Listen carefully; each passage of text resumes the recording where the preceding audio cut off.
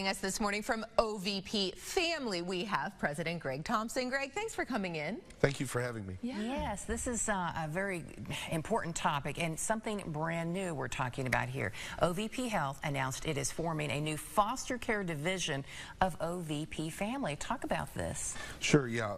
We're thrilled to announce this. Again, OVP Health has been a leader in the healthcare space in our tri-state and all of Appalachia for well over 20 years. They've always kind of stepped up to meet the needs of the community, right? Whether it be, physical health or dental or, recovery care. And now, if you think about the situation that we find ourselves in, particularly in West Virginia, having more children in out-of-home care than any other state in the union per capita, OVP looked at themselves and said, how can we help make a healthier community? We need to get in the foster care space. Right. And now so, you're doing it. Yeah, so it's been several months. We've kind of been quietly working to get licensure in West Virginia, and we're still working to get licensure in Kentucky and Ohio. Those will come soon hereafter, but very excited to help foster children. Oh, yeah, talk a little bit about, so you're offering the services for foster care and adoption. Correct. In West Virginia. Talk a little bit more about the services that you're Correct. So again, with OVP touching so many lives already, right? So we're working with a lot of people who've had involvement with the court system and child welfare, and so biological families already, and now we're licensed to provide foster care in West Virginia. And so for us, we want to find permanency for children in care, and so that may be reunification with some of the families that we already work with to provide their health care, but also could be adoption for the families who want to foster and then build their families as well. Right. Talk to us about the latest numbers. How many children are waiting for foster families? Well, so, that's a difficult number exactly because it changes literally hour by hour, but there are 6,000 plus children in West Virginia in out-of-home care. So that includes foster care, residential care. Many of them are placed out of state. I mean, it is a true crisis for all of us as West Virginians and Appalachians. So alarming. And that's what we've actually talked to other agencies during this month being Foster Care Awareness Month, and those numbers are always staggering to hear. And there's really not enough help out there, so you guys are adding to that. We are to be able to help. Correct.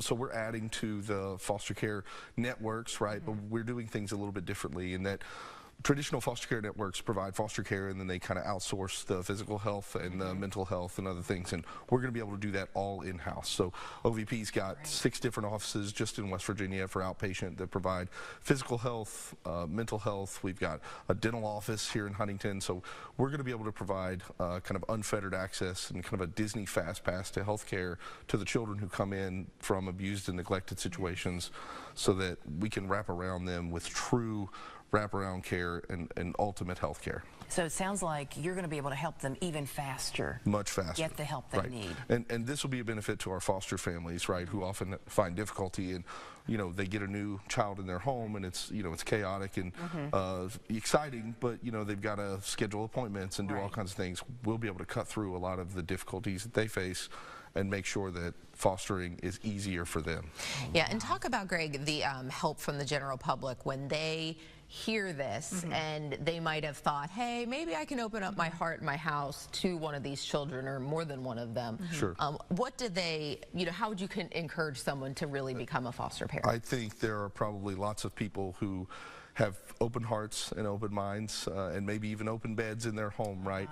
I'm sure there are a lot of people thinking about it, and they hear these stories and take the leap. Make the call, right? So our contact info, I'm sure, is, I can see there on the screen. Call us. We'd be happy to talk you through it. But also, know that you're not alone. It seems scary to, should I do this or should I not do this?